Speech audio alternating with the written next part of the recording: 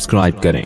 الحمد لله نحمده ونستعينه ونستغفره ونؤمن به ونتوكل عليه ونعوذ بالله من شرور أنفسنا ومن سيئات أعمالنا من يهده الله فلا مضل له ومن يضلل فلا هادي له ونشهد أن لا إله إلا الله وحده لا شريك له ونشهد أن محمدا عبده ورسوله صلى الله تعالى عليه وعلى آله وأصحابه وبارك وسلم تسليما كثيرا أما بعد فأعوذ بالله من الشيطان الرجيم بسم الله الرحمن الرحيم يا أيها الذين آمنوا ادخلوا في السلم كافة ولا تتبعوا خطوات الشيطان. والیوم تھوڑا سا بڑھا دیں.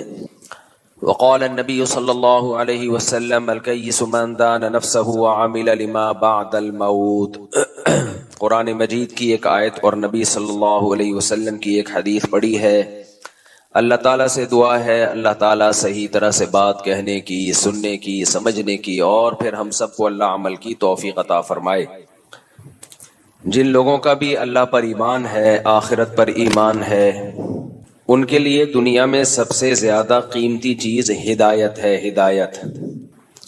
قرآن مجید میں اللہ تعالیٰ نے اپنی بہت ساری نعمتوں کو ذکر کیا ہے. یہ وہ نعمتیں جو اللہ نے انسان کو دی ہیں. الم نجعل لہ عینین، ہم نے تمہاری آنکھیں بنائی. ولسانا وشفتین، زبان دی، کان دیے. فجعلناہ سمیعا بصیرا، انسان کو سنتا اور دیکھتا بنایا. یہ سب کی سب نعمتیں اللہ کی طرف سے ہیں. یہ نعمتیں خود بخود نہیں بن سکتی. ہمارے کان میں سننے کا عمل اتنا پیچیدہ ہے، آواز کی لہریں جا کے ٹکراتی ہیں اور وہ وائبریشن پیدا کرتی ہیں. ان وائبریشن سے ریز نکلتی ہیں، وہ ریز پھر الیکٹرک ریز میں کنورٹ ہوتی ہیں. وہ پورا ایسا خاندانی پیچیدہ سسٹم لگا ہوا ہے کہ وہ خود بخود بن نہیں سکتا. ہمارے فزکس کے ٹیچر تھے، ان کی اچھی بات یہ تھی کہ وہ جب فزکس کے اصول بیان کرتے تو اللہ کی کبریائی بھی بیان کرتے تھے. وہ پہلے زمانے میں ٹیچر اب بھی ہوتے ہوں گے لیکن ہمارے زمانے میں ذرا زیادہ ہوتے تھے اس طرح کے ٹیچرز. تو ایک ڈاکٹر کے بارے میں تحقیق بتا رہے تھے جو کان کا بہت بڑا کوئی اسپیشلسٹ گزرا ہے ماضی میں گوروں میں. تو بتا رہے تھے کہ جب اس نے کان پہ ریسرچ کی کہ کان سنتا کیسے ہے، تو غیر مسلم تھا وہ، لیکن بے اختیار اس کے زبان سے یہ الفاظ نکلے کہ جو اس کان کو بنانے والا ہے وہ کیسا سمیع بصیر ہوگا، وہ کیسا سننے والا ہوگا. جس نے سننے کا ایسا پیچیدہ آلہ انسان کو بنایا اور انسان کی کھوپڑی میں دو طرف فٹ کر دیا تاکہ ادھر سے بھی سنے اور ادھر سے بھی سنے. لا الہ الا اللہ یہ ایوالو ہونے کا نتیجہ نہیں ہو سکتا. میں جو یہ نظریہ ارتقاء پہ اتنا بولتا ہوں نا، اس لیے کہ یہ نظریہ تمہیں جہنم کا ایندھن بنا دے گا. تم نے اس کی بیس پہ خدا کا انکار کیا ہے، کوئی ہلکا کام نہیں کیا. تو اللہ نہیں چھوڑے گا. آپ کہہ دو کہ ہمارے کان ایوالو ہو کے بنے ہیں، ہمارا دماغ ایوالو ہو کے بنا ہے، آنکھیں ایوالو ہو کے بنی ہیں، پھینکتے رہو. پھینکنے پر گورنمنٹ کی طرف سے کوئی پابندی نہیں ہے، پھینکتے رہو، اللہ نہیں چھوڑے گا.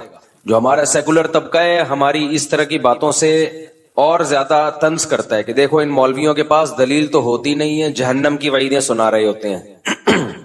سائنسدان بات کرتے ہیں دلیل سے، اور یہ مولوی بات کرتے ہیں دھمکیوں سے، جہنم میں جاؤ گے.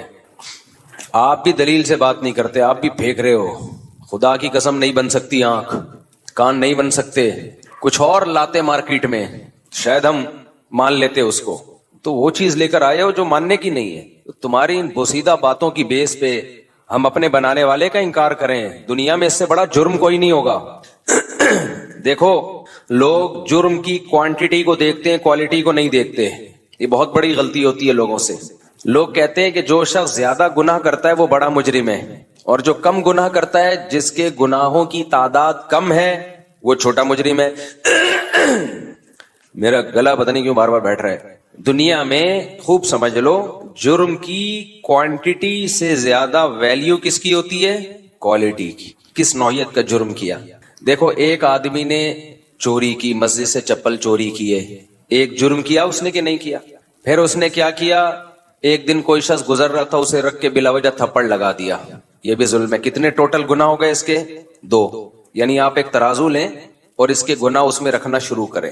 چپل چوری کا گناہ لا کے رکھ دیا, آدھا کلو کا ویٹ ہو گیا اس کا, ٹھیک ہے. بلا وجہ جمشید کو تھپڑ لگا دیا, آدھا کلو کا گناہ, اور یہ ٹوٹل گناہ کتنے ہو گئے؟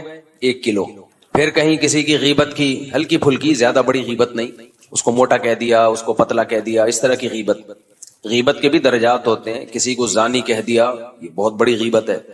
لیکن ہلکی پھلکی غیبت, ابے موٹا ہے تون دیکھ اس کی, یہ آدھا کلو کا گناہ اور ہو گیا. ٹوٹل کتنے ہو گئے؟ 1.5 کلو, 3 گناہ. اس طرح اور بھی چھوٹے چھوٹے گناہ لائیں تو یہ ٹوٹل 10 کلو کے ہو گئے. اب 20 گناہ ہو گئے, لیکن ویٹ کتنا بن رہا ہے؟ 10 کلو. گناہوں کی تعداد ہے ٹوٹل 20. لوگ اس کو زیادہ برا سمجھیں گے, کتنا گناہ گار ہے, دیکھو اس کو گالی دی تھی, اس کو برا بلا کہا تھا, وہاں سے چپل چوری کی تھی. لیکن ایک دوسرا شخص ہے جس کی زندگی گناہوں سے بالکل پاک, نہ کبھی کسی کی غیبت کی اس نے, نہ کبھی مسجد سے چپل چوری کی ہے اس نے, نہ کبھی کسی کو تھپڑ مارا. ایک دن اٹھا اور اس نے جمشید کو قتل کر دیا. یہ گناہ کتنے ہیں؟ 1. اب ترازو کے پلڑے میں آپ یہ ایک گناہ لا کے رکھیں, آپ کا کیا خیال ہے؟ اس کا ویٹ 10 کلو ہوگا؟ 10,000 کلو ہوگا اس کا ویٹ. گناہ ایک ہے, لیکن یہ ایسا گناہ ہے کہ دنیا میں بھی اس کی سزا پھانسی کا پھندا, دنیا میں بھی اس کی سزا پھانسی کا پھندا ہے, اور آخرت میں اس کی سزا تو بہت ہی خطرناک. اعمال میں, بدعمالیوں میں سب سے بڑی سزا جو اللہ نے کسی گناہ پہ سنائی ہے وہ قتل ہے. جتنی سخت سزا اللہ نے قتل پہ سنائی ہے نا, قیامت کے دن قاتل کو جو سزا ملے گی, اتنی بڑی سزا مشرک کے علاوہ کسی کو نہیں ملے گی. تو شرک ہے وہ تو عقیدے سے اس کا تعلق ہے. اعمال میں قتل سے بڑی سزا اسلام میں کوئی بھی نہیں ہے. خوب سمجھ لو, قتل سے بڑی سزا بھی نہیں ہے, کسی کو واجب القتل قرار دینے سے بڑی سزا بھی نہیں ہے, کیونکہ آپ اس کے قتل کو حلال کر رہے ہو. یہ بھی آج کل پھر میں اس پہ بات کروں گا سوال جواب کے سیشن میں, کہ بات بات پہ فلاں واجب القتل, فلاں واجب القتل. تو سب سے زیادہ اسلام میں کسی چیز کی اگر کوئی ویلیو ہے نا تو انسانی جان ہے, انسانی جان. میدان جنگ میں بھی لڑائی ہو رہی ہے, ایک شخص نے کلمہ پڑھا, صحابی نے سوچا کہ یہ تو موت کے ڈر سے پڑھ لیا ہے اور قتل کر دیا. آپ صلی اللہ علیہ وسلم کس قدر غضبناک ہوئے. ان صحابی نے کہا یا رسول اللہ, انہوں نے تو موت کے ڈر سے کلمہ پڑھا تھا نا, ابھی میدان جنگ میں آمنے سامنے کھڑے ہوئے. تو آپ نے فرمایا ہلا شققت قلبہ, تم نے اس کے دل کو چیر کے دیکھا تھا؟ تو قتل نفس یا واجب القتل ہمارے ہاں سب سے ہلکی اور سستی چیز بن چکی ہے, اور مذہب کا لیبل لگا کے. تو خیر, تو آپ نے کیا کیا, ترازو کے دوسرے پلڑے میں لا کے رکھا قتل نفس. گناہ کتنے ہیں؟ 1. کوانٹٹی نہیں ہے, کوئی 10 20 15 40 گناہ نہیں ہے, بلکہ کوالٹی وائز یہ سب سے بھاری ہے, یہ بہت بھاری گناہ ہے. ایک گناہ ساری زندگی کی ساری نیکیوں کو چٹ کر جانے کے لیے کافی ہے. ہم سے غلطی یہ ہو رہی ہے کہ آج بھی ہم لوگوں کو ناپنے کے لیے یہ دیکھ رہے ہوتے ہیں اس کے اعمال میں کتنے گناہ ہیں, کتنی غلطیاں کرتا ہے, یہ کتنی مسٹیکس کرتا ہے. یہ نہیں دیکھتے کہ کس نوعیت کی مسٹیک کر رہا ہے, کس نوعیت کی غلطی کر رہا ہے. تبھی اسلام کا انسانیت کو جانچنے کا پیمانہ الگ ہے, اور عام لوگوں کا انسانیت کو جانچنے کا پیمانہ الگ ہے. ہر ایک کے پیمانے الگ الگ ہیں. آج کل جو سیکولر لبرل لوگ ہیں وہ انسانوں کو کیسے جانچتے ہیں کہ یہ اچھے ہیں یا برے؟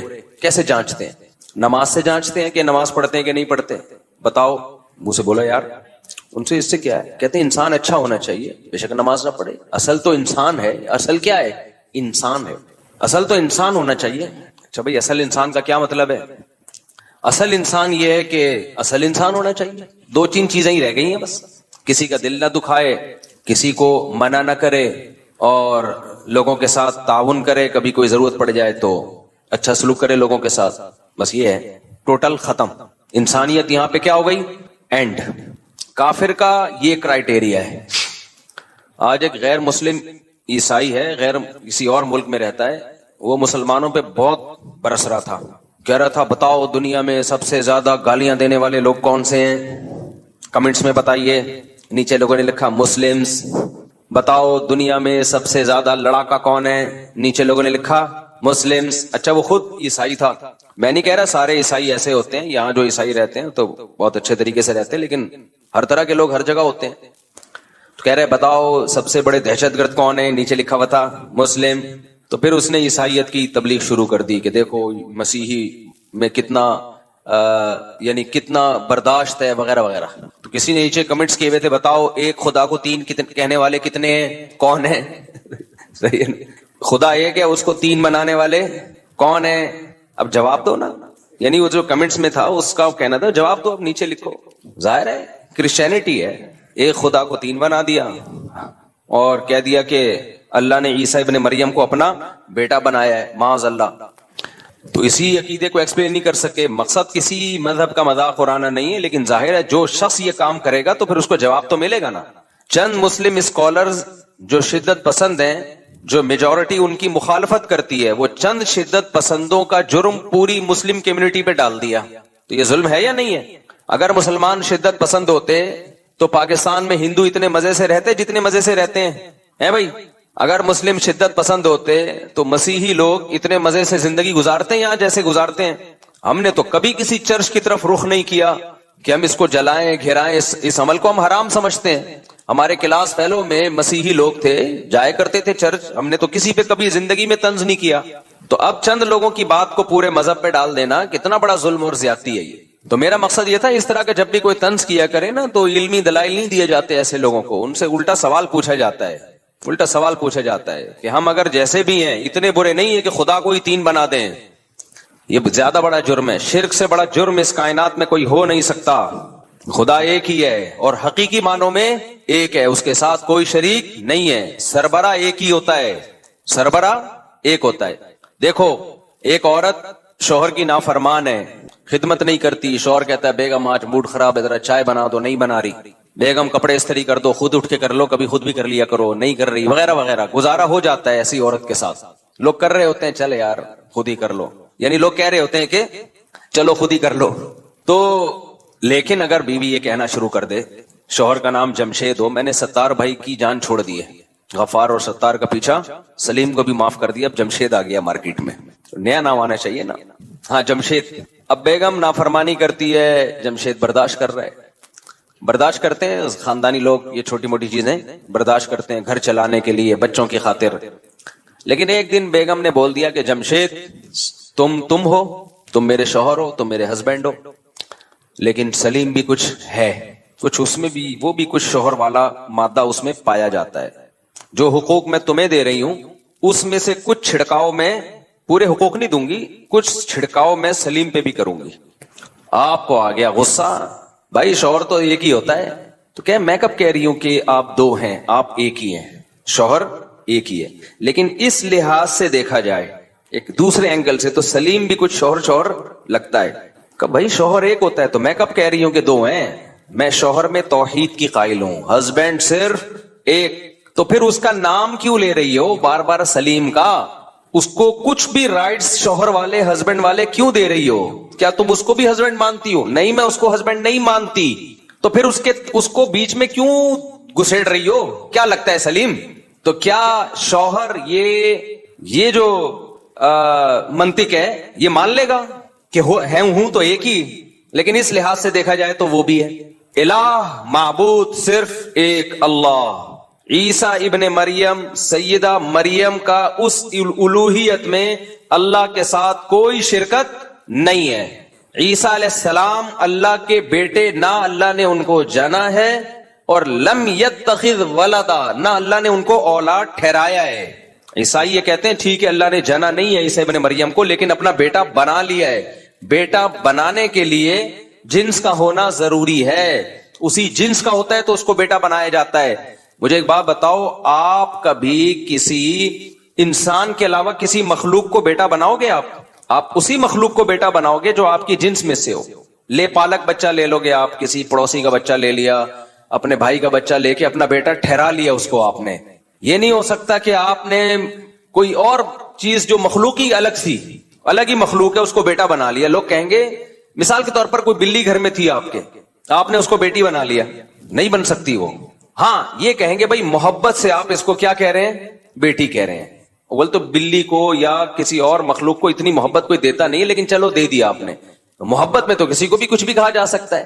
اپنے سے بڑی عمر کے آدمی کو بھی کیا کہا جا سکتا ہے, بیٹا, حالانکہ وہ بیٹا ہو ہی نہیں سکتا.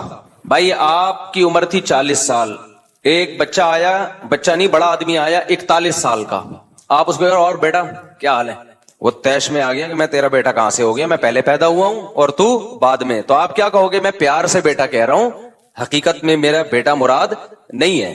تو اگر اس سینس میں عیسیٰ ابن مریم کو بیٹا کہا جاتا ہے کہ اللہ نے بیٹا ٹھہرا لیا محبت کی، تو پھر ہر محبوب کو کہنا چاہیے نا، پھر تو ہر محبوب کو کہنا چاہیے مجازن۔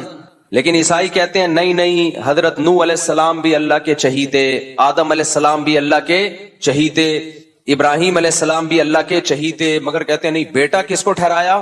عیسیٰ ابن مریم کو۔ تو اس کا مطلب آپ بیٹے سے وہ محبوب یا مجازن بیٹا مراد نہیں لے رہے، آپ حقیقی بیٹا بنا رہے ہو۔ اور جب حقیقی بیٹا کسی کو کہا جاتا ہے تو حقیقی بیٹا وہ ہوتا ہے جس کو آپ نے جنا ہو۔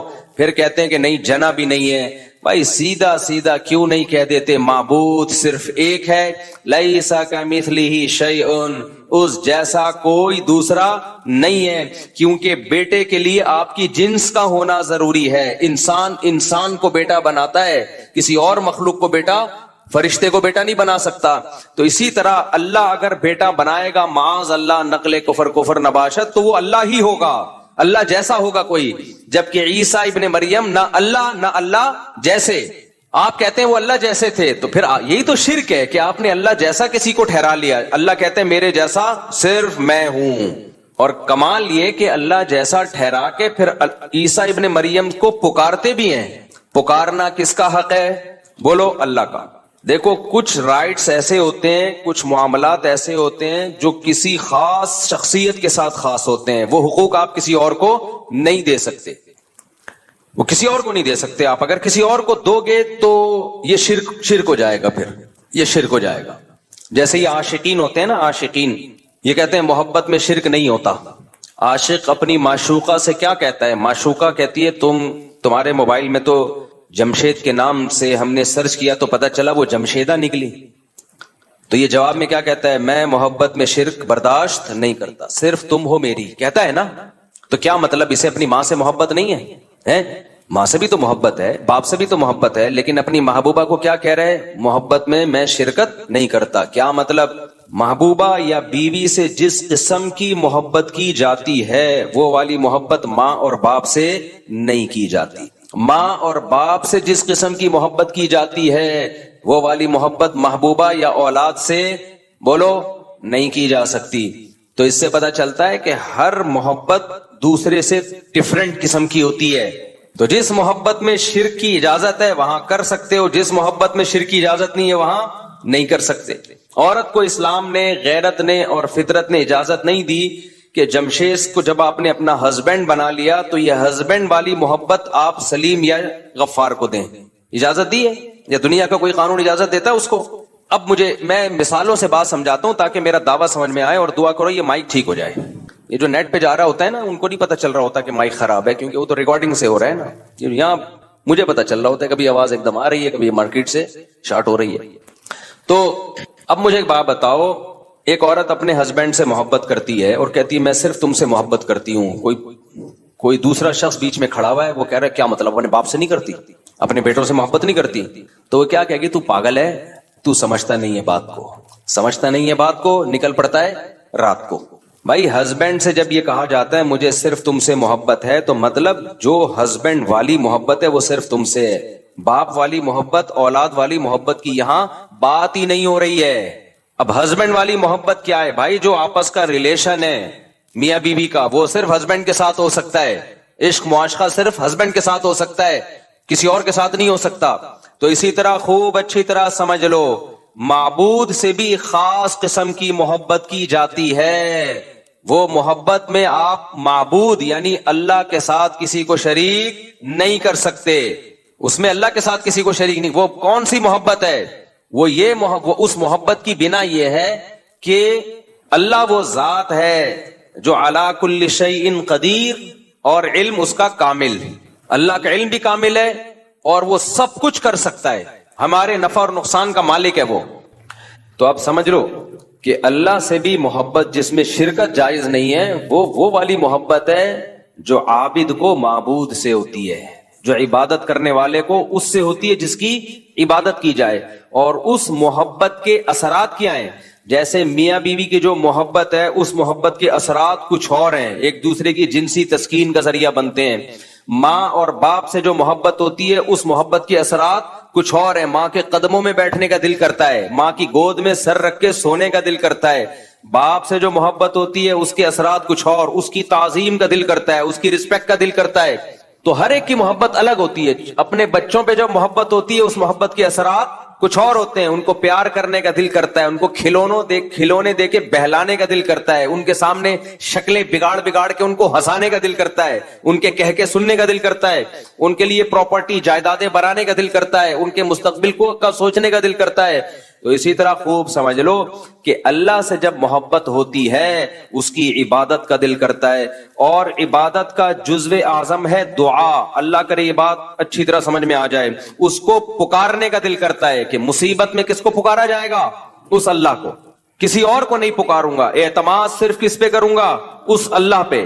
یہاں پھر وہ لوگ مشرکین بولتے ہیں کہ اللہ کے علاوہ نہیں تم پکارتے، پولیس کو نہیں پکارتے ہیلپ لائن میں ہیں بھائی؟ تم جب سمندر میں ڈوب رہے ہوتے ہو تو ہیلی کاپٹر وہ ریسکیو ٹیم کو نہیں پکارتے بھائی؟ یہاں پکار کا مطلب وہ پکار جو اسباب سے ہٹ کرو. ہمارے معبود کو، اللہ کے پاس یہ طاقت ہے کہ جب سارے اسباب فیل ہو جائیں تو وہ ان ناکامی کے نقشوں میں کامیابی پیدا کر سکتا ہے. اور ناکامی کا کوئی سبب بھی نہ ہو، کامیابی کے نقشوں میں ناکامی پیدا کر سکتا ہے. وہ کچھ کرنے کے لیے کسی سبب اور لاجک کا محتاج نہیں ہے. جو اپنی قدرت سے کان بنا سکتا ہے. کتنی پیچیدہ مشین کھوپڑی میں لگا دی اس نے، اور کیسے ایک پانی کے قطرے میں جس کو منی کہا جاتا ہے ایسے سافٹ ویئر ڈال دیے کہ وہ ماں کے پیٹ میں رحم میں جب وہ جاتا ہے قطرہ، اسی میں آنکھ، اسی میں کان، اسی میں ناک، اسی میں دل، اسی میں دماغ، اسی میں لیور، یہ ساری چیزیں فٹ فاٹ بن کے 9 مہینے میں بچہ آیا مارکیٹ میں. اور جیسے ہی مارکیٹ میں آیا فوراً مارکیٹ میں اس دودھ بھی اویلیبل ہے اس کے لیے ماں کی چھاتیوں میں. اتنا تو دنیا کی کوئی گورنمنٹ بیدار نہیں ہوتی. اس سے پتا چلتا ہے علی کل شیء قدیر. پہلی دفعہ اس نے کلمہ کن کی طاقت سے کائنات کو بنایا، اس کے بعد اسباب میں جکڑ دیا اس نے. اب ایک اسباب کے تحت کائنات چل رہی ہے. پہلی مرتبہ کچھ بھی نہیں تھا، کن بولا اور سب کچھ ہو گیا. بغیر باپ کے عیسیٰ ابن مریم کو پیدا کیا، بغیر ماں اور بغیر باپ کے آدم کو پیدا کیا.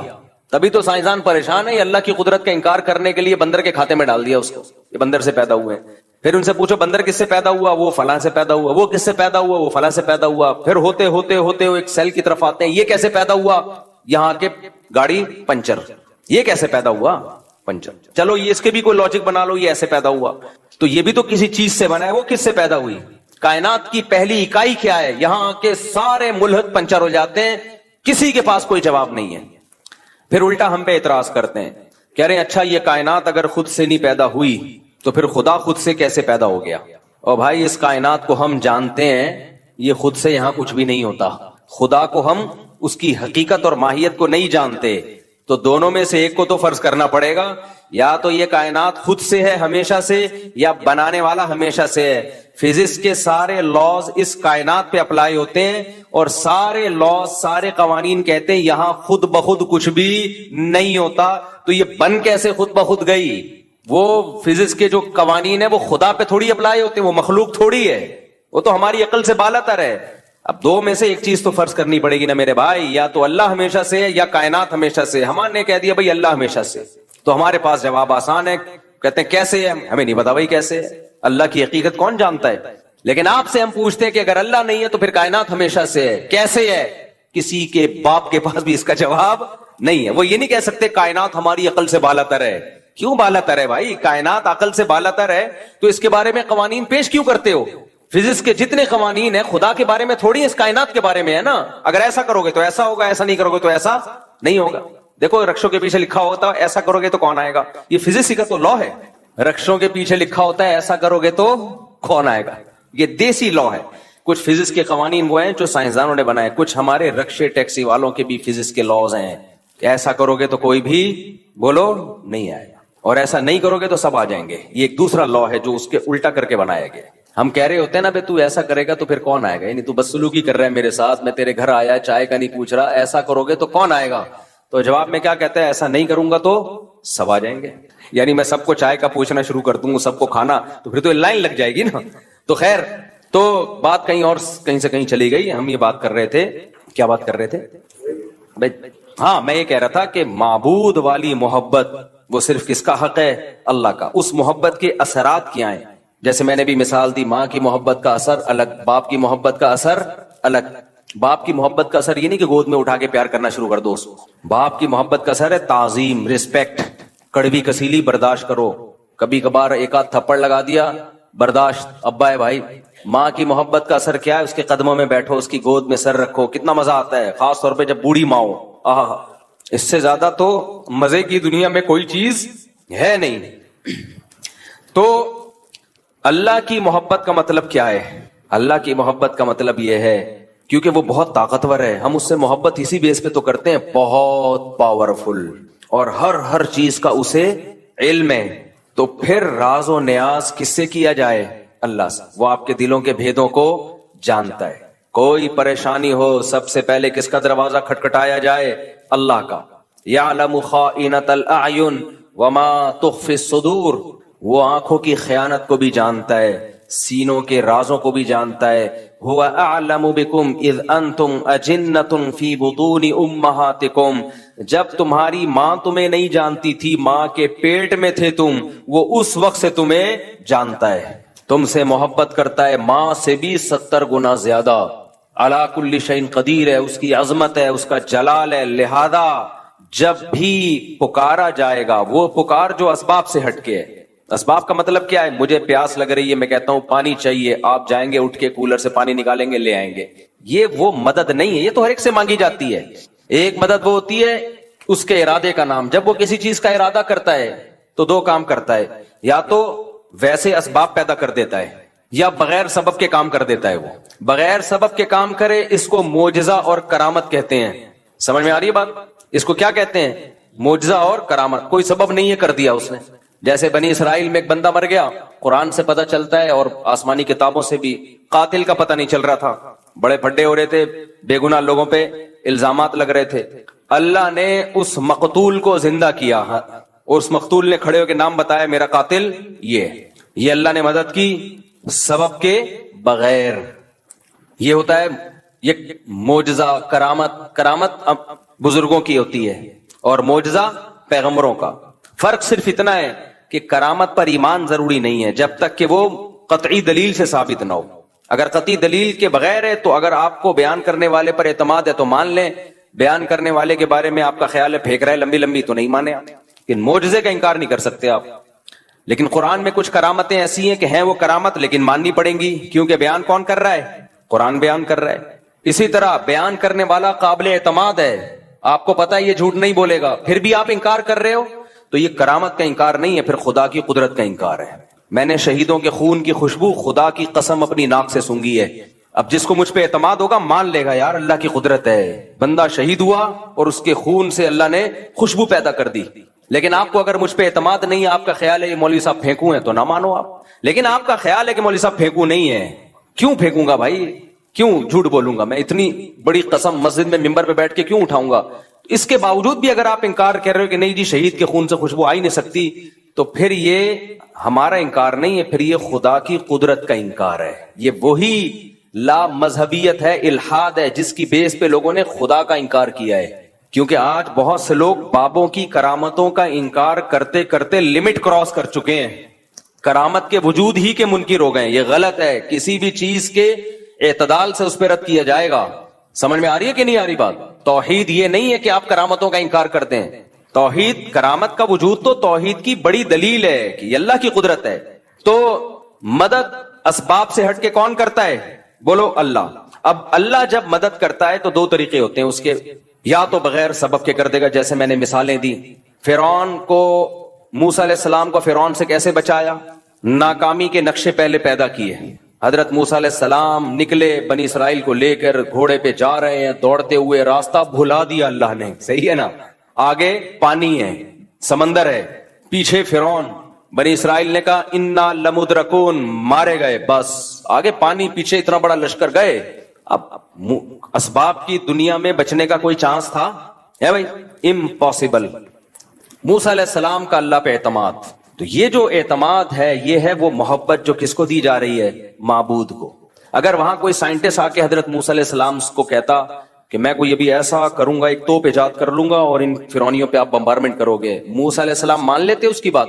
بولو نہیں. اس پہ توکل کرتے؟ نہ.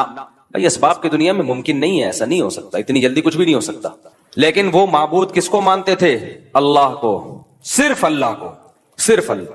عیسائی صرف اللہ نہیں کہتے، مسیح علیہ السلام کو بھی ساتھ میں ملا لیتے ہیں. نا صرف ایسے موقع پہ صرف کون؟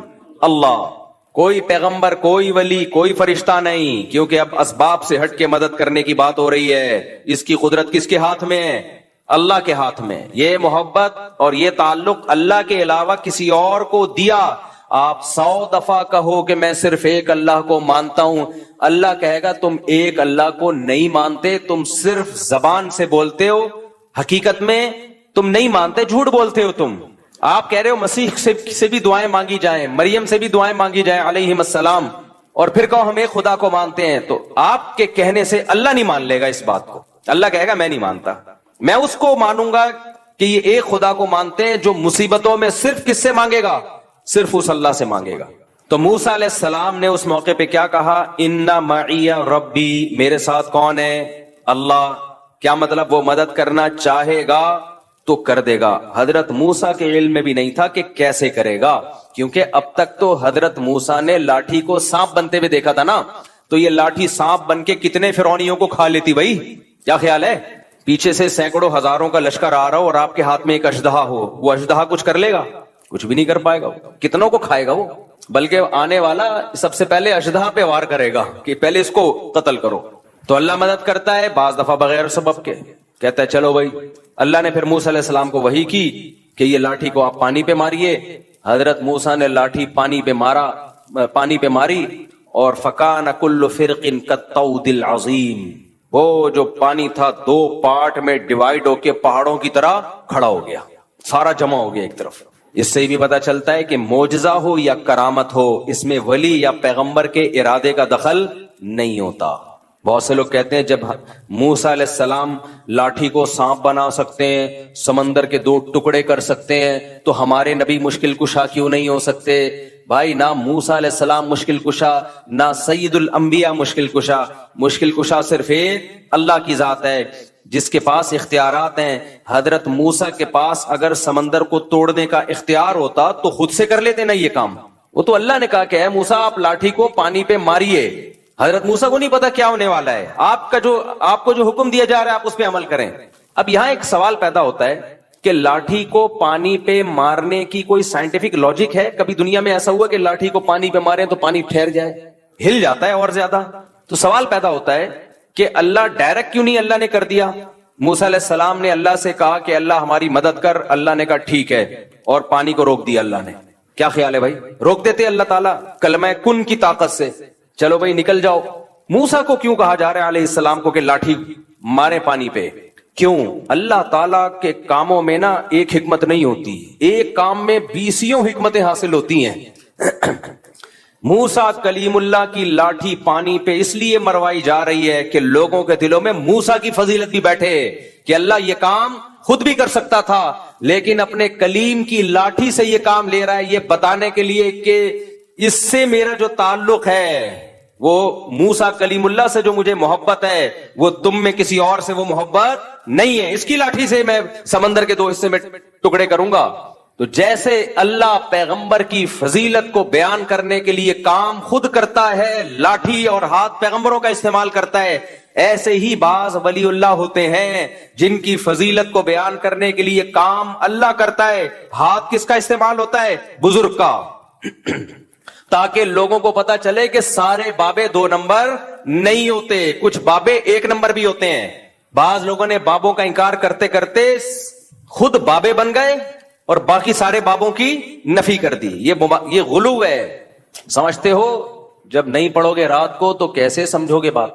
دیکھو سلیمان علیہ السلام نے کہا کہ ایکم یاتینی بعرشھا قبل ان یاتونی مسلمین، اپنے دربار میں کہا ملکہ سبا اپنے کنٹری سے آ رہی ہے, اس کے آنے سے پہلے کون ہے جو اس کا تخت اٹھا کے لے آئے گا؟ ایک جن نے کہا میں لے آؤں گا, اتنی ٹائم لگے گا اس میں, ایسا نہیں ہوگا جن گیا تھوڑا ٹائم لگتا ہے آنے میں اور جانے میں. ایک بزرگ تھے جن کے پاس انجیل کا زبور کا علم تھا, انہوں نے کہا انا آتی کا بھی قبل ان یرتد الیک طرفک, اے پیغمبر آپ کی پلک جھپکنے سے پہلے میں وہ تخت حاضر کروں گا. یہ کہا اور تخت حاضر. تو یہ کیا تھا, معجزہ تھا یا کرامت تھی؟ کرامت, کیونکہ غیر نبی کے ہاتھ پہ. اور ہر ولی کی کرامت پیغمبر کا معجزہ ہوتا ہے, پیغمبر کا معجزہ, کیونکہ وہ ولی کے ہاتھ پہ کرامت اسی لیے ظاہر ہوتی ہے کہ وہ اس پیغمبر پر ایمان لاتے ہیں. اگر ایمان نہ لاتے تو وہ کرامت ظاہر نہیں ہوتی. تو یہ پیغمبر کی فضیلت ہے. اب یہ لوگ کہتے ہیں سلیمان علیہ السلام کے ہاتھ پہ تو کرامت ظاہر ہوئی نہیں, بزرگ کے ہاتھ پہ ہو گئی. یا آج کل لوگ کہتے ہیں نا, ہم جب بزرگوں کی کرامتیں بیان کرتے ہیں, یہ کرامت یہ کریں, صحابہ کے ہاتھ پہ تو ہوئی نہیں, تم لوگ کے بزرگوں کے ہاتھ پہ ہو گئی. یہ ممکن ہے کہ ایک کی فضیلت زیادہ ہو, اس کے ہاتھ پہ کرامت ظاہر نہ ہو, اور ایک کی فضیلت کم ہو, اس کے ہاتھ پہ کرامت ظاہر ہو جائے. یہ ممکن ہے. سلیمان علیہ السلام کا مقام زیادہ تھا, وہ تخت نہیں لے کر آئے. بزرگ کا مقام کم تھا, انہوں نے سیکنڈوں میں تخت حاضر کر دیا. اب جو شرک ذہنیت والے لوگ ہیں وہ کہیں گے دیکھو اللہ نے بزرگوں کو بھی اختیارات دے رکھے, سیکنڈ میں تخت یہاں سے وہاں اٹھا کے لے آئے. اسی لیے ہم داتا دربار پہ جاتے ہیں کہ وہ سیکنڈوں میں حمل ٹھہروا دیں. میاں بیوی میں حمل نہیں ٹھہر رہا, دوائیں کھا کھا کے پاگل ہو گئے, تو وہاں جائیں گے تو حمل ٹھہر جائے گا. صحیح ہے نا, ایک دفعہ جائیں گے حمل ٹھہر جائے گا. ان کو پاس یہ اختیارات ہیں. ہم جائیں گے تو ہمارے آنے والی مصیبتوں کو وہ دور کر دیں گے. جب ان کو کہا جاتا ہے یہ تو شرک ہے, تو کہتے ہیں پھر سلیمان اسلام کے دور کے بزرگ نے یہ جب کیا شرک, وہ بھی تو شرک تھا. تو جواب کیا ہے بھائی, وہ بزرگ نے نہیں کیا, وہ کس نے کیا ہے؟ اللہ نے کیا ہے, وہ اللہ نے کیا ہے. اللہ نے اس بزرگ کے دل میں الہام کر دیا تھا میں یہ کام کرنے والا ہوں, اور اس کے لیے میں نے آپ کی سلیکشن کی ہے, قبول ہے. انہوں نے کہا ہاں ہو گیا. اگر ان بزرگ کے پاس یہ اختیارات ہوتے تو وہ تو تخت ہی دائیں بائیں کرتے رہتے بیٹھ کے. کیا خیال ہے آج اگر کوئی بزرگ ہو جس کے پاس یہ اختیار ہو, وہاں سے وہ امریکہ کے صدر کا تخت اٹھا کے یہاں لے آئے, اس کی اب تخت کا دور گیا, اب کرسیاں آ گئی ہیں کہ جی امریکہ کے صدر کی کرسی چاہیے مجھے تاکہ میں بیٹھ کے اس پہ صدر امریکہ بن جاؤں, ٹھک کرسی آئی. تو وہ صاحب کیا کرتے, یہ جو لوڈنگ کا جتنا کام ہے ان کا سارا بزنس ٹھپ. کیا خیال ہے بھائی, ہمیں فرنیچر چاہیے گھر میں, جی بیٹی کی شادی ہے, جہیز کے لیے لالو کھیت گئے یا طارق روڈ گئے لوڈنگ کے لیے, یار اس بزرگ کو فون ملا, یہ بیڈ کسی سے نہیں اٹھ رہا ہے, ٹھک بیڈ دلہن کے کمرے میں, بلکہ دلہن ہی اٹھوا کے لے آؤ. رخصتی کی ضرورت کیا ہے, گاڑی جائے گی پوں پوں پوں, وہ باجے بجیں گے, پھر جوتا چھپائی اور 20 قسم کے خرچے ہیں. بزرگ کو رابطہ کیا حضرت دلہن کا ویٹ کافی زیادہ ہے اور گاڑی ابھی فوراً مل نہیں رہی ہے, اور ابا رخصتی کرنے میں تاخیر بہت کر رہے ہیں اس کے ابا. ایسے بھی ابا ہوتے ہیں مارکیٹ میں. بزرگ کیا کرتے, بھائی میرے اتنے ریٹ ہیں اور میں صدقہ کروں گا کیونکہ میں بزرگ ہوں, وہ کھاؤں گا نہیں, میں مختلف علاقوں میں تعاون کروں گا, اتنے پیسے دے, ٹھک دلہن کہاں, آپ کے بیڈ پہ. تو اگر یہ داتا بزرگوں کے پاس یہ اختیارات آ جائیں نا تو اس کائنات کا نظام تباہ و برباد ہو جائے. تو وہ جو سلیمان علیہ السلام کے پاس جو بزرگ تھے وہ بھی ایک ہی دفعہ تخت لے کر آئے ہیں, ایسا نہیں ہے کہ بار بار تخت دائیں سے بائیں کرتے رہیں بیٹھ کے. وہ تو اللہ نے دل میں ڈال دیا کہ میں ایک دفعہ آپ کے ہاتھ پہ یہ کرامت ظاہر کرنا چاہتا ہوں. تو کرامت اسی طرح ہی ہوتی ہے, اختیارات نہیں آ جاتے کسی کے پاس کہ جب کریں جیسے کریں وہ فوراً ہونا شروع ہو جائے, یہ نہیں ہوتا. تو جو شرکیہ دماغ کے لوگ ہیں انہوں نے تو اس پہ شرک کرنا شروع کر دیا. اور جو ملحد ہیں, ایتھیسٹ ہیں, خدا کے منکر ہیں یا خدا کے منکروں جیسا ذہن رکھتے ہیں, بعض ایسے ہیں جو اللہ کو مانتے ہیں لیکن وہ سمجھتے ہیں اللہ کے پاس کوئی طاقت نہیں, اللہ کچھ نہیں کر سکتا, سب کچھ اسباب سے ہی ہوتا ہے. تو یہ بھی ملحدانہ سوچ کے حامل ہیں. تو یہ والے اسکالر بھی بزرگوں کی کرامت کا انکار کرتے ہیں کہ ایسا کیسے ہو گیا, ایسا کیسے ہو گیا. تو سمجھ لو یہ اصل میں تو لیبل یہ لگا رہے ہیں کہ ہم شرک کی نفی کر رہے ہیں, لیکن شرک کی نفی کی آڑ میں اصل میں اللہ کی قدرت کا انکار کر رہے ہیں, یہ کہ اللہ یہ نہیں کر سکتا. لہذا یہ ہر کہانی کو, ہر کرامت کو بولتے ہیں کہانیاں. ہر کرامت کو کیا بولتے ہیں, کہانیاں سنا رہے ہیں. بھائی کچھ کرامت کے واقعات مستند ذریعے سے ہوتے ہیں. فضائل اعمال میں جو کرامت کے واقعات بیان کیے گئے ہیں وہ شیخ الحدیث مولانا زکریا نے خود بیان نہیں کیے, وہ جن لوگوں کی کتابوں سے بیان کیے ہیں وہ سارے مستند لوگ ہیں. ان میں بہت سے تو بخاری مسلم اور حدیث کی کتابوں کے راوی ہیں. اگر آپ ان کو جھوٹا قرار دو گے تو آپ کو حدیث پہ اعتماد ختم ہو جائے گا. تبھی یہ جتنے لوگ ہیں نا جو فضائل اعمال کی کرامتوں پہ اعتراض کرتے ہیں، یہ مولانا زکریا کو تو بولتے ہیں کہ انہوں نے کہانیاں سنائی ہیں. جس کتاب سے مولانا زکریا نے وہ کرامت کا واقعہ لیا ہوتا ہے، اس کتاب کے مصنف کو کبھی نہیں کہتے کہ یہ جھوٹا ہے. نہیں آ رہی میرا خیال ہے بات. تبھی فضائل اعمال، فضائل صدقات کی کرامتوں کے واقعات پہ کوئی بھی اعتراض کرے نا تو فوراً بولو کہ ٹھیک ہے، تو اپنی بات پہ قائم رہنا. جس کتاب سے انہوں نے کرامت لی ہے اصل میں تو اس کتاب کا مؤلف جھوٹا ہے نا، تو بول کے اس کتاب کا مؤلف جھوٹا ہے. پھر جب وہ بولے تو پھر آپ بتاؤ کہ اس کتاب کا مؤلف کیا تھا، اس کی حیثیت محدثین کی نظر میں کیا تھی. تبھی یہ جتنے لوگ ہیں یہ بس امت میں تفرقہ پھیلاتے ہیں. تو اعتدال کی راہ کیا ہے؟ نہ تو ہر بزرگ کی کرامت کو مانا جائے، یہ ٹاپک سے میں ہٹ گیا، دوبارہ اصل ٹاپک پہ آ رہا ہوں. نہ تو ہر بزرگ کی کرامت کو مانا جائے گا، ایک بات. مستند ذریعے سے جو کرامت ہوگی اس کو مانا جائے گا. دوسری بات، کرامت کا مطلب کیا ہے؟ اختیارات کسی کے پاس نہیں ہے. کبھی کبھار اللہ کسی کی فضیلت کو بیان کرنے کے لیے، جیسے سلیمان علیہ السلام کے دربار میں کوئی بزرگ تھے، اللہ والے ہوں گے، کوئی جانتا نہیں تھا ان کو، اللہ نے ان کی بزرگی کو ظاہر کرنے کے لیے ان کے ہاتھ پہ کرامت ظاہر کر دی کہ دیکھو یہ بھی میرے نیک بندے ہیں. تو کبھی اللہ ایسا کر دیتا ہے، لیکن اس کا یہ مطلب نہیں ہے کہ اب ہم اس کو پکارنا شروع کر دیں. اختیارات کس کے ہاتھ میں ہیں؟ اللہ کے ہاتھ میں. اختیارات اللہ کے ہاتھ میں تھے، پھر اس نے موسیٰ کی لاٹھی سے، موسیٰ علیہ السلام کی لاٹھی سے سمندر کے 2 ٹکڑے کر دیے. کیے کس نے؟ اللہ نے. تو سمندر کے 2 ٹکڑے کروانے ہو تو کس کو پکارا جائے گا؟ اللہ کو. پھر اللہ کی مرضی بھائی. تو اللہ 2 طرح سے مدد کرتا ہے، ایک اسباب سے ہٹ کے، جیسے موسیٰ علیہ السلام کی مدد کی، کوئی سبب نہیں ہے، سمندر کو 2 ٹکڑے میں ڈیوائڈ کر دیا، چلو بھائی چلو یہاں سے جاؤ.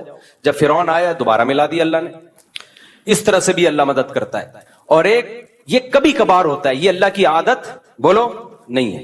عادت اللہ کی اسباب پیدا کرے گا. اللہ کی عادت کیا ہے؟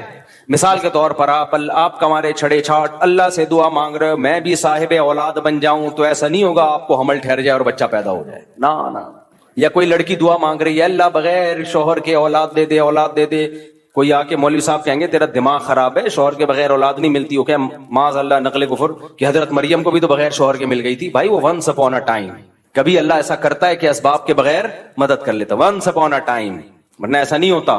معجزے کرامات بہت کم ہوتے ہیں اور ان پر شرعی حکم کا مدار نہیں ہوتا. خوب سمجھ لو، شریعت جو ہمیں فیصلے کرنے کا حکم دیتی ہے وہ معجزوں اور کرامتوں کو دیکھ کے نہیں بلکہ گراؤنڈ ریئلٹی کو سامنے رکھ کے فیصلے کرنے کا حکم دیتی ہے. معجزے کرامت صرف اللہ اپنی قدرت بیان کرنے کے لیے کہ میں یہ بھی کر سکتا ہوں، اس کے زیادہ اس کی حیثیت نہیں ہے. مثال کے طور پر آپ فرار ہوئے، کسی ملک میں جنگ چھڑ گئی، آپ بھی مظلومن فرار ہوئے وہاں سے، اور آپ نے وہ والا راستہ اختیار کیا جہاں سمندر ہے. اب کوئی کہہ رہا تھا وہاں سمندر ہے، پاگل کہاں جائے گا، آگے نہیں، ادھر سے انڈا موڑ سے لیفٹ سائڈ پہ مڑ جا، ادھر سے ہوتا ہوا گلشن اقبال سے ہوتا ہوا ٹھٹھا کی طرف نکل جا. وہ کہہ رہے نہیں میں کہاں جاؤں گا، سینڈ سپٹ اور ہاکس بے کی طرف جاؤں گا. کسی نے کہا وہاں آگے راستہ بند ہو رہا ہے.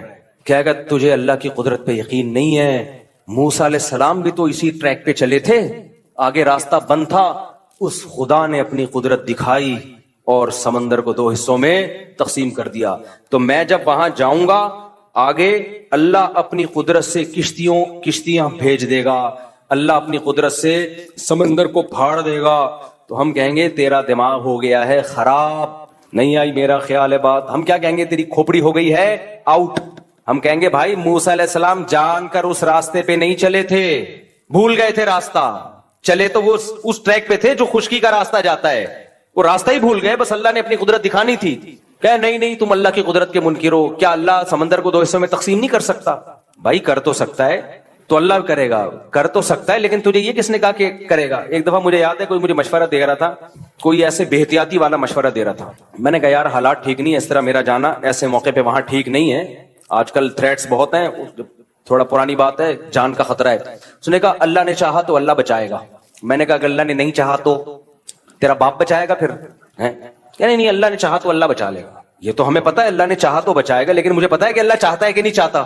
میں بلیچ پی رہا ہوں، اللہ نے چاہا تو اللہ بچا لے گا. مجھے پتا ہے یہاں فلاں جگہ پہ دہشت گردی ہے، قتل و غارت ہو رہے ہیں، نہیں جاؤ بھائی، وہاں پہ بم پھٹ رہے ہیں، حالات خراب ہیں، اللہ نے چاہا تو اللہ بچا لے گا. تو ٹھیک ہے، بہت سے لوگوں کو اللہ نے بچایا بھی ہے. اب کراچی کے جو حالات خراب چل رہے تھے، جگہ جگہ بم دھماکے ہو رہے تھے، بنارس لوگ جاتے تھے نا، وصیت کر کے جاتے تھے کہ میں بنارس جا رہا ہوں. بنارس والا ادھر آتا تھا, وصیت کر کے آتا تھا میں انڈا موڑ آ رہا ہوں. ایسی جنگ چل رہی تھی, لوگوں نے کہا ویزے لے کے جاؤ بھائی. تو کراچی کے حالات دیکھے ہیں نا, تو اس میں کہا جاتا تھا بھائی گھر سے باہر مت نکلو. نہیں جی اللہ بچائے گا, اللہ نے چاہا تو اللہ بچائے گا. یقیناً اللہ نے چاہا تو بچائے گا, لیکن اللہ چاہے گا کہ نہیں چاہ رہا ہے یہ ہمیں معلوم نہیں ہے. تو چاہتا ہے کہ اللہ چاہے کہ میں بچوں, لیکن اللہ بھی چاہتا ہے کہ تو جو چاہتا ہے وہ ہو. تو اس لیے معجزوں اور کرامتوں پر فیصلے نہیں کر سکتے آپ. اس کی ایک اور مثال, جب ایک شرعی حکم لوگوں کو بیان کیا جاتا ہے کہ بغاوت کے لیے یا جہاد کے لیے ضروری ہے کہ آپ کے پاس پراپر تیاری ہو, دشمن سے لڑنے کی طاقت ہو. اس طاقت کے بغیر آپ کو نہ جنگ کرنے کی اجازت ہے نہ مسلح بغاوت کی اجازت ہے. جب تک آپ کے پاس پاور نہیں ہے, سامنے ٹینک ہیں آپ کے پاس, اس کے مقابلے میں نہ ٹینک ہے نہ جہاز ہے, کچھ بھی نہیں ہے, تو آپ کیسے بغاوت کرو گے؟ لوگ کہتے ہیں بدر میں کیسے ہو گیا, 313 نے 1000 سے مقابلہ کیا اور خالد ابن ولید نے 60 سے 60,000 کا حصار توڑا. بھائی بدر میں 313 کا جو 1000 سے مقابلہ تھا وہ نبی کے ارادے سے نہیں تھا, وہ تو کسی اور ارادے سے نکلے تھے. تو مشرکین نے اچانک 1000 کا لشکر لے کے آ گئے, تو وہ تو اس کے علاوہ کوئی راستہ ہی نہیں تھا. تبھی پھر مدد اللہ کی طرف سے نازل ہوئی ہے. تو وہ معجزہ تھا کہ 313,000 پہ غالب آ گئے. نبی خود 313 کو لے کے مکہ پہ چڑھائی کے لیے کبھی بھی نہیں نکلے. نبی مکہ پہ چڑھائی کے لیے اپنے ارادے کے ساتھ اس وقت گئے ہیں جب 10,000 کا لشکر تیار ہوا ہے, پھر آپ نے مکہ پہ اٹیک کیا ہے. سمجھ میں آ رہی ہے بات کہ نہیں آ رہی ہے؟ دیکھو 13 سال مکہ میں آپ نے جہاد نہیں کیا. کچھ لوگ کہتے ہیں ایمان نہیں بنا تھا. نا اس وقت کا جو ایمان تھا وہ بعد میں اس لیول کا ایمان تو کبھی بن ہی نہیں سکتا, کیونکہ قرآن کہہ رہے جو ہجرت سے پہلے ایمان لے آئے نا ان کا ایمان سب سے تگڑا ہے. بلال حبشی کا ایمان رضی اللہ عنہ, ابو بکر کا ایمان, عمر بن خطاب کا ایمان, سیدنا علی کا ایمان, سیدنا عثمان کا ایمان, سیدنا عبداللہ بن مسعود کا ایمان. یہ وہ لوگ تھے جب اسلام انتہائی کمزور تھا, ایسے پاورفل ایمان والے لوگ تھے یہ. اس وقت منافق کا تصور ہی نہیں تھا, لیکن آپ نے جہاد کیا اس 13 سال میں. بولو صبر صبر صبر صبر کی تلقین. اتنا ظلم ہوا ہے. خباب ابن ارت رضی اللہ تعالیٰ عنہ نبی کے پاس آئے کہ مجھے میرا مالک جو ہے آگ کے انگاروں پہ لٹاتا ہے, اور اتنے بڑے بڑے کھڈے پڑ گئے تھے کمر میں. یا رسول اللہ الا تستنصر لنا, آپ اللہ سے ہمارے لیے مدد کی دعا کیوں نہیں کرتے؟ تو خباب ابن ارت یہ بھی تو کہہ سکتے تھے, یا رسول اللہ آپ تلوار اٹھائیں ہم جہاد کرتے ہیں, یا نبی کہتے تلوار اٹھاؤ ہم کیا کرتے ہیں جہاد. نہیں کیا. آپ نے فرمایا صبر کرو, ایک دن آنے والا ہے کہ ایک عورت زیور سے آراستہ ہو کے صنعاء تک چلے گی, اتنا لمبا راستہ طے کرے گی, کوئی اسے خوف نہیں ہوگا. ایسا امن دنیا میں قائم ہونے والا ہے. لیکن تستعجلون, تم جلدی کر رہے ہو. تو کیوں تلوار نہیں اٹھائی؟ اس لیے کہ بہت تھوڑے تھے اور کافر بہت زیادہ پاور میں تھے. گراؤنڈ ریئلٹی اور اسباب کو سب سے زیادہ فوکس اسلام کرتا ہے. تبھی تو مسلمان دنیا میں مار کھا رہے ہیں, بیٹھے ہوئے پھینک رہے ہوں گے, بس باتیں کر رہے ہوں گے, کسی بھی چیز کا کوئی سبب اختیار نہیں کرتے, نہ صحت کا سبب, بے موقع توکل. تو نبی نے مکہ میں 13 سال صبر کیا ہے, کیونکہ طاقت بولو نہیں تھی. اتنے سے لوگ نہیں لڑ سکتے بھائی, اتنوں سے. حضرت بلال کے سینے پہ پتھر رکھے جا رہے ہیں, وہ پتھر نہیں ہٹا سکتے, اور ایسی قوم کو حکم دیا جائے کہ تم ان کے خلاف کیا کرو, لڑائی شروع کر دو. وہاں اتنا کر سکتے تھے کہ جان بچا کے مکہ سے نکل جائیں. جان بچا کے کیا کریں؟ یہ نکلنا بڑا مشکل تھا, مکہ والے نکلنے نہیں دے رہے تھے. اس کے لیے آپ صلی اللہ علیہ وسلم نے پلاننگ کی ہے. جب مشرکین نے آپ کے قتل کا فیصلہ کیا تو اللہ نے وحی کی کہ اب آپ مکہ سے نکل جائیں, کیونکہ یہ آپ کو قتل کرنا چاہتے ہیں. تو اس کے لیے بھی پلاننگ کی ہے کہ مکہ اور مدینہ کا جو راستہ تھا وہ استعمال نہیں کیا گیا, کیونکہ مشرکین کو پتا تھا اسی ٹریک پہ چلے ہوں گے. نہ اپوزٹ والا راستہ جو مدینہ سے دور کر دیتا ہے, اس راستے پہ آپ چلنا شروع ہوئے. تو آپ تو معجزہ اور کرامت, آپ کے ہاتھ پہ تو معجزے ظاہر ہوتے تھے. آپ کہتے بھائی چلو نکلو یار, بچانے والا کون ہے؟ اللہ ہے بھائی.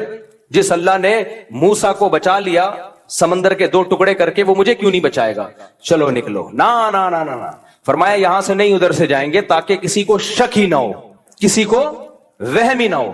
تو معجزے اور کرامت کے واقعات سن کے نا, یہ صرف اللہ کی قدرت پہ ایمان لانا ہے ہم نے, کہ اللہ کبھی کبھار اس طرح بھی مدد کر لیتا ہے. کرنا وہی ہے جو اسباب کہہ رہے ہیں. کتنے شوگر کے مریضوں کو دیکھا ہے رسگلے کھا رہے ہوتے ہیں, کہتے ہیں موت تو ایک دن لکھی ہوئی ہے اور اللہ ہے بچانے والا. تو میں ان سے کہتا ہوں موت لکھی بھی ہے, تیری بہت جلدی لکھی بھی ہے, کیونکہ اللہ کو پتا تھا یہ شوگر کا پیشنٹ ہے, لڈو کے ڈبے کھا جائے گا, لہذا अगली 1 जनवरी से पहले पहले फरिश्तों को ऑर्डर हुआ होता है कि इसकी लिखी हुई है 31 दिसंबर के 12 बजने से पहले पहले उसको उठा लेना, डेट चेंज नहीं होनी चाहिए। लिखा हुआ तो होता है, लेकिन वो लिखा हुआ हमारी हरकतों के हिसाब से ही होता है। समझ में आ रही है बात कि नहीं है? मौत लिखी हुई है, लेकिन उसमें हरकतें भी लिखी हुई हैं कि इतनी जल्दी मर जाएगा। क्यों? काम सारे मरने वाले करेगा ये, इसलिए क्या हो जाएगा, जल्दी मरेगा। तो मौत का एक दिन यकीनन मुतय्यन है, लेकिन उसके असबाब भी मुतय्यन है। समझते हो कि नहीं समझते हो? तभी मुसलमानों में आप देख लो, मोटा है तो मोटा ही होता चला जा रहा है, फैलता चला जा रहा है। गैर मुस्लिम असबाब को फोकस कर रहे हैं, वो सुबह उठ के वर्जिश भी करते हैं। मैं थाईलैंड में गया तो फजर की नमाज के बाद मैंने देखा फुल मार्केटें खुली हुई हैं, ऐसे जैसे खचाखच रश होता है बाजार में। अभी सूरज निकला है और इतनी मार्केटें फुल। हमारे यहाँ तसव्वुर है 12 बजे भी मार्केटें नहीं खुली होती, तो ये कौम सेहतमंद रह सकती है? खाए जा रहे हैं। मेरे सिर्फ पराठे वाले बयानात को फोकस किया हुआ है, वर्जिश वाले बयानात को फोकस किया ही नहीं है। तो ना कोई फिजिकल एक्टिविटी है, ना कोई, फिर बीमार होते हैं। भाई अल्लाह, बीमारी भी अल्लाह की तरफ से, सेहत भी अल्लाह की तरफ से। अल्लाह बहुत बड़े हैं, यकीनन अल्लाह बहुत बड़े हैं। इसी वजह से तुझे इन लड्डुओं की वजह से बीमार कर रहे हैं, इसी वजह से कर रहे हैं तुझे। तो आज मोजज़े और करामत बरहक हैं, लेकिन ये बताने के लिए कि मायूस मत होना। बाज दफा सारे असबाब फेल हो जाते हैं। हमने तो असबाब ही इख्तियार करने हैं भाई कामयाबी के लिए, जैसे नबी ने इख्तियार किए। मक्का में जिहाद नहीं किया आपने, फिर गज़वा बदर में भी एक इत्तिफाकी वाकया हो गया, वरना आपका इरादा 1000 के लश्कर से लड़ने का नहीं था। फिर उहुद में भी मुशरिकीन ने पहल की थी, आपने बढ़ के मक्का पे हमला नहीं किया, तो दिफाई पोजीशन में आप लड़े हैं कि दिफा करो अपना। वो तो करना बनता है ना, वो तो करना ही करना था, दिफाई पोजीशन।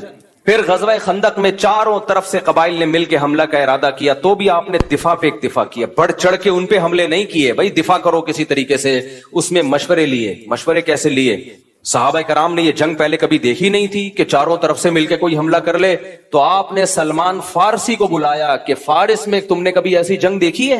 उन्होंने कहा हाँ हमने देखी है। क्या करते हो? खंदकें खोदते हैं हम, ताकि दुश्मन अंदर ना आए। अब इसके अलावा कोई ऑप्शन ही नहीं था खंदक। वो खंदकें खोदना आसान काम नहीं था। वो ऐसा नहीं है किसी बिल्डिंग के लिए एक गड़ा खोदा जा रहा है, चारों तरफ वो तमाम एरियाज जहां से दुश्मन के आने का खतरा है, इतने बड़े गड्ढे खोदे जाएं कि दुश्मन का ऊंट और घोड़ा उनको क्रॉस कर ना सके। ये आसान काम था, जबकि मदीना इकोनॉमिकली उस वक्त इंतहाई कमजोर था। भूख से निढाल हो रहे हैं लोग, प्यास से निढाल हो रहे हैं, पेट पे पत्थर बांध रहे हैं, लेकिन आप कुदाल लेके गड्ढे खोद रहे हैं। वहां भी तो आप कह सकते थे भाई ये तो बहुत मुश्किल काम है, मदद का वादा किसने किया है? बोलो, अल्लाह ने किया है। मदद का वादा अल्लाह ने किया है, तो इतनी टेंशन नहीं भाई। बस थोड़ा बहुत मशवरा मैंने ले लिया हजरत अबू बकर से, हजरत उमर से। बाकी फारिस के लोग क्या करते हैं ऐसे मौके पे? वो तो है काफिर। हम लोग होते हैं बोलते काफिर का बच्चा है, उसकी टेक्नोलॉजी को कॉपी कर रहे हो, काफिर के बच्चे हो। हम ऐसे ही कहते हैं ना, तो काफिर का बच्चा हमें बताएगा कि हमने कैसे जंग लड़नी है। तो हजरत सलमान फारसी मोमिन थे, लेकिन जो स्ट्रेटेजी थी वो किसकी लेकर आ रहे थे?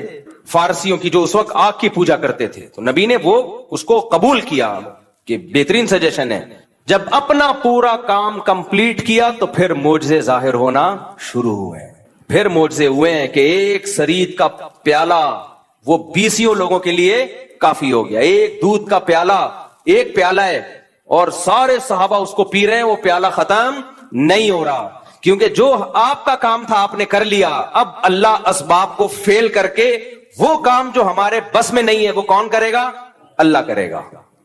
तभी लड़ना फौजों का काम है जिनके पास प्रॉपर ट्रेनिंग होती है। हमारे यहां हर बंदा उठ के खिलाफत की तहरीकें चलाना शुरू कर देता है कि कब तक इन हुक्मरानों का जुल्म सहोगे, जिहाद करो इनके खिलाफ। मेरा भी एक क्लिप चल रहा है जिसमें मैं कह रहा हूं कि अगर पाकिस्तान में हालात खराब हुए ना, हमें दुनिया में कोई पनाह नहीं देगा। हमने तो बहुत लोगों को पनाह दी है, हमें कोई नहीं देगा। इसलिए हुक्मरानों को बुरा भला कहना छोड़ दो। और आगे मैंने वजाहत की है, बुरा भला कहने का मतलब मुसल्ला बगावत, जायज तनकीद करो, ये मैंने कहा है। लेकिन मेरा क्लिप लोग अधूरा चला रहे हैं। लो, मुफ्ती साहब कह रहे हैं हुक्मरानों को बुरा भला भी नहीं कह सकते, जो मर्जी करते रहें। ये मैंने नहीं कहा। जायज तनकीद 100 दफा करो, धरने भी दो, कंटेनर ला के रखो, अपने मुतालबात पूरे करवाओ। अगर नहीं करवाने होते मैं अदालती खुला के खिलाफ इतना क्यों चीखता? मेरा मकसद है मुसल्ला तहरीक की तरफ मत जाओ। बम धमाके, मार धाड़, ये काम किया तो मुल्क में लाशें बिछेंगी, रिजल्ट कुछ भी नहीं निकलेगा। गजा से ज्यादा हालात खराब हो जाएंगे हमारे मुल्क के, क्योंकि ये जो बैठ के बातें कर रहे हैं ना इस्लामी खिलाफत की, इनके पास बातों के सिवा कुछ भी नहीं है। खिलाफत खिलाफत का लफ्ज इन्होंने बदनाम कर दिया है। हर 4 दिन में कोई उठता है कि पाकिस्तान में खिलाफत का निजाम लेके आओ। तेरे पास कौन सा मैकेनिज्म है, तेरे पास क्या स्ट्रेटेजी है, पहले क्या करेगा, उसके बाद क्या करेगा, फिर लड़ेगा कैसे? क्योंकि इसीलिए तो आपको फौज से लड़ना पड़ेगा, इस्लामाबाद पे कब्जा करना पड़ेगा। क्या कैसे करेगा? कोई जवाब नहीं है। यूनिवर्सिटियों के लड़कों को और तलबा को एक अंधेरी गली में बंद कर दिया। फिर होता क्या है, एजेंसी वाले इनको उठाते हैं, फिर ये मिसिंग पर्सन बनते हैं। और ये जितने लीडर खिलाफत के नाम पे ये दंदनाते घूम रहे होते हैं, इनको कुछ भी नहीं होता। एजेंसियां इनको कुछ नहीं कहती। एजेंसियां कहती है इनकी दावत पे जितने लोग आ रहे हैं ना, उनको खड्डे लाइन लगाते जाओ, इनकी चमड़ियां उधेड़ी जाती हैं, कोई पूछने वाला। तो ऐसे जितने भी स्कॉलर्स हैं ना यूनिवर्सिटियों में आजकल, ये बहुत इस तरह के स्कॉलर्स आ रहे हैं कि देखो ये मौलवी निजाम के खिलाफ नहीं खड़े होते। निजाम के खिलाफ खड़े होने का मतलब क्या है? मतलब पहले वाजे करो, क्या मतलब खड़े होने का मतलब? अगर तुम ये कह रहे हो तोपे गने लेके निकल जाएं, ये निजाम के खिलाफ हम नहीं खड़े होंगे भाई, इससे नुकसान होगा, मुल्क में अनारकी फैलेगी, मुल्क के टुकड़े होंगे और गैर मुस्लिम ताकतों के हाथ में ये कंट्री चला जाएगा, इससे बदतर हालात हो जाएंगे। और अगर निजाम के खिलाफ का मतलब ही कि एहतजाज करो, मीडिया पे धरने देके 100 दफा करो, किसने मना किया भाई? किसने मना किया? बांग्लादेश वालों ने किया ना एहतजाज, कामयाब हुए वो, तो किसने मना किया आपको एहतजाज करने? यहां तो बात खिलाफत से शुरू हो रही है। और खलीफा कौन होगा आज तक नहीं डिफाइन कर पाए ये लोग। वो खलीफा होता है वो बेचारा इस काबिल ही नहीं होता कि उसको कोई औरत अपना शौहर बना ले, और वो मुल्क का खलीफा बनने निकला होता है। ये यूनिवर्सिटियों में बहुत हो रहा है आजकल। जाएंगे तो कुछ ठिश पिश इंग्लिश मारी, और फिर मौलवियों को बुरा भला कहा कि मौलवी तो ये कर रहे हैं, मौलवी तो तकरीरें कर रहे हैं, तो तसव्वुफ में लगे हुए हैं, तज़किया में लगे हुए हैं, निजाम की तब्दीली। और निजाम की तब्दीली का मतलब पता है क्या होता है इनका? बगावत। अब तो वाज़े लफ्जों में कहना छोड़ दिया, क्योंकि कुछ लोगों को एजेंसी ने उठा के उनके अगले पिछले गुनाह माफ किए, फिर छोड़ दिया, तो वो बगावत का लफ्ज यूज नहीं कर रहे। अंदर अंदर उनके वही जज्बात हैं, खिलाफत, निजाम तब्दीली। अबे क्या मतलब निजाम की तब्दीली? हमारे पास एक सूटेबल पैकेज है निजाम की तब्दीली का। वो पैकेज क्या है भाई? यूनिवर्सिटियां बनाओ, स्कूल बनाओ, तालीम को फोकस करो, ताकि आपकी छत के नीचे जब कोई बंदा पढ़ के फौज में जाएगा, जब कोई ब्यूरोक्रेसी में जाएगा, जब कोई अदलिया में जाएगा, माहौल आप उसको दीनी माहौल दोगे तो वहां जाके फैसले भी कैसे करेगा? अच्छे। और अगर आप इन शोबों में नहीं गए तो फिर ये तमाम अहम तरीन शोबे आपने इस्लाम दुश्मनों के लिए छोड़ दिए। फिर फौज में भी इस्लाम दुश्मन लोग जाएंगे, अदलिया में भी इस्लाम दुश्मन लोग जाएंगे, ब्यूरोक्रेसी में भी इस्लाम दुश्मन लोग जाएंगे, फिर फैसले आपके खिलाफ होंगे और आप धरने देते रहोगे। ये एक सूटेबल तरीका है निजाम की तब्दीली का। ये तरीका नहीं है कि आप उठे और धर्म धर्म करके आपने इतने बंदे वहां मार दिए, इतने बंदे वहां मार दिए। इससे कुछ भी हासिल होने वाला नहीं है। और अगर हासिल हुआ तो आपको नहीं होगा, उन ताकतों को होगा जो आपको फेवर कर रही हैं। समझ में आ रही है बात कि नहीं आ रही है? उन ताकतों को फायदा होगा इससे। और वैसे भी मैं बार बार कह रहा हूं, पाकिस्तान में हालात खराब हुए ना, मुझे और आपको कोई पड़ोसी मुल्क ठिकाना नहीं देगा। हमने ठिकाना दिया, वो नहीं देंगे हमें। लोग कहते हैं डॉलर लेके ठिकाना दिया था, तो आप भी तो डॉलर लेके ही हमें भगा रहे हो वहां से। और हमने कितने अफगानी यहाँ पे जो हमारे भाई हैं, क्या डॉलर लेके हमने उनको यहाँ ठिकाना दिया है? किसने डॉलर लिए भाई? आज भी घूम रहे हैं और हमें खुशी है। 0 से करोड़पति बन गए, उनकी जायदादें हैं, प्रॉपर्टी हैं, 100 दफा हमें खुशी होती है इससे। मुसलमान है। ज़ियाउल हक की तकरीर आप सुने जाके, जब ये अफगान जिहाद शुरू हुआ था, उसने कहा था, उसके अल्फाज मुझे पूरे अल्फाज याद नहीं, उसने कहा था अफगानों के लिए हमारा मुल्क खुला हुआ है, आए यहां पे धड़ाधड़ आए। आपने उस सारे एहसानात को 2 मिनट में धज्जियां उड़ा दी कि तुमने तो डॉलर के लिए किया था। तो हमें कोई भी नहीं रखेगा। और मालूमात जब तक ऑथेंटिक मालूमात ना हो ना, तबसरा मत किया करो। ऑथेंटिक मालूमात यही है कि तुम्हें कोई भी नहीं रखेगा। सही है, इस ज़हन में रख। ना पड़ोसी रखेंगे, चाहे वो इस्लामी हुकूमत है, हमसे अच्छे होंगे, 100 दफा अच्छे होंगे, उनकी बड़ी कुर्बानियां हैं, 100 दफा कुर्बानियां हैं, उनके शहीदों के खून से खुशबुएं आई हैं, 100 दफा आई हैं, लेकिन मुझे और आपको नहीं रखेगा कोई भी। ये ज़हन में रखना। और सिर्फ नहीं, ये नहीं कि रखेंगे नहीं, लित्तर मार के बाहर निकालेंगे, लित्तर मार के बोलेंगे दफा हो यहां से। इज्जत से भी नहीं निकालेंगे, लित्तर मार मार के निकालेंगे। वैसे ही मुलाकात के सिलसिले में चले गए तो ठीक है, रहने के लिए गए, लित्तर मार के निकालेंगे, लित्तर मार के। यकीन नहीं आता, जाओ, चले जाओ, समझते हो? बाकी उनकी कुर्बानियों का कोई इंकार नहीं है, जो इस्लाम नाफिज किया उसका कोई इंकार नहीं है, 100 दफा। और सब हमारे भाई हैं भाई, किसी से नफरत फैलाना मकसद नहीं है। जितने पड़ोसी मुल्क हैं हम तो इंडिया से दोस्ती के कायल हैं, जो खालिसतन काफिर मुल्क है। बस सिर्फ इतनी नॉलेज देना मकसद है कि तुम्हें कोई रखेगा नहीं, समझ रहे हो? और सिर्फ निकालेंगे नहीं, लित्तर मार के निकालेंगे। इस पे लोग एतराज कर रहे हैं मेरे बयान पे। मैं तो जो ग्राउंड रियलिटी वो बयान कर रहा हूं, बाकी तो हम तो दोस्ती के कायल हैं भाई। और جو بھی ہیں پڑوسی ملک کے ہمارے بھائی ہیں, 100 دفعہ آج بھی ہم ان کے لیے قربانی دینے کے لیے تیار ہیں, 100 دفعہ تیار ہیں. اس کو ہم سب سے بڑا جہاد سمجھتے ہیں. لیکن میں یہ بتا رہا ہوں کہ بس جو ظرف آپ کا ہے وہ ساری دنیا کے سب لوگوں کا نہیں, اس لیے اپنے ملک کی حفاظت کرو. آج ہم کسی کو پناہ بھی اس لیے دے رہے ہیں, دے بھی اس لیے رہے ہیں کہ ہمارے پاس ایک کنٹری ہے. نہیں ہوا ختم. جب بات کو میں سمیٹ کے ختم کرتا ہوں تو اللہ دو طرح سے مدد کرتا ہے انسانوں کی. بعض دفعہ اسباب کے بغیر, جیسے معجزے اور کرامات, لیکن اللہ کی عادت کیا ہے, اسباب پیدا کر دیتا ہے. کیا پیدا کر دیتا ہے بھائی؟ اسباب. ایسی جگہ سے اسباب پیدا کرتا ہے جہاں سے آپ کا گمان بھی نہیں ہوتا. تو پھر ملحد کہتا ہے یار یہ تو سبب سے ہو رہا ہے نا, یہ تو سبب سے ہو رہا ہے, یہ تو سبب سے ہو رہا ہے, یہ تو اللہ کہاں کر رہا ہے. بھائی وہ سبب پیدا کس نے کیا ہے؟ اللہ نے کیا ہے. وہ سبب پیدا کرنے والا کون ہے؟ اسلام جو دنیا میں آیا غالب آئے وہ بھی تو اسباب سے آیا نا. وہ اسباب پیدا کس نے کیے؟ اللہ نے کیا. ایسی جگہ سے اللہ اسباب پیدا کرتے ہیں جہاں سے آپ کا گمان بھی نہیں ہوتا. اور بعض دفعہ اسباب فیل کون کرتا ہے؟ اللہ. آپ سمجھتے ہو بہت دولت آ گئی, بہت کچھ ہو گیا, آپ اللہ کو بھلا دیتے ہو. اللہ آپ سے دولت چھین لیتا ہے. چھینتا کیسے ہے؟ سبب پیدا کر دیتا. کوئی ایسی بیماری لگا دی, ساری دولت اس بیماری میں خرچ, جائیدادیں تقسیم ہونا, جائیدادیں بکنا شروع. ایسے لوگ ہم نے دیکھے ہیں, ایک بیماری ہوئی, علاج میں زیرو ہو گئے بالکل. کروڑوں کروڑوں روپے جو انہوں نے کمائے تھے ختم, بھیک مانگنے پہ آ گئے. حضرت حکیم اختر صاحب رحمہ اللہ تعالی ایک واقعہ بیان کیا کرتے تھے. ابھی بھی ان کا بیان انٹرنیٹ پہ پڑا ہوا ہے کہ گلشن اقبال میں ایک سیٹ صاحب رہا کرتے تھے, ہر وقت مولویوں کی برائی, مولوی ایسے مولوی ایسے. کچھ لوگوں کو پتہ نہیں, کوئی اللہ وافر میں کوئی بچپن میں کچھ الٹے سیدھے واقعات شاید ہو جاتے ہیں ان کے ساتھ کسی 2 نمبر مولوی کے, تو ہر مولوی کو برا سمجھتے ہیں. بھائی ہر مولوی برا نہیں ہوتا یار. تو ان کو ٹھڑک ہو جاتی ہے, کوئی مولوی ایسے مولوی ایسے مولوی ایسے. ایک صاحب مجھے ملتا ہی مولوی ایسے مولوی ایسے مولوی ایسے مولوی 2 نمبر. میں نے کہا کیا ہو گیا بھائی؟ پھر انہیں واقعہ سنایا کہ بچپن میں جو ان کے ساتھ ہوا تھا, کوئی قاری صاحب سے کچھ غلط ہو گیا. تو میں نے کہا یار ایک نے غلط کر لیا آپ کے ساتھ جو 100% اس قاری کو چھتر لگاؤ سالے کو. لیکن یہ تھوڑی کہ سارے قاری ایسے یار, سارے مولوی ایسے. ایک ونس اپون اے ٹائم آپ کے ساتھ ہو گیا, اور آپ کو بھی تو چاہیے تھا نا کہ تھوڑا سا اتنا.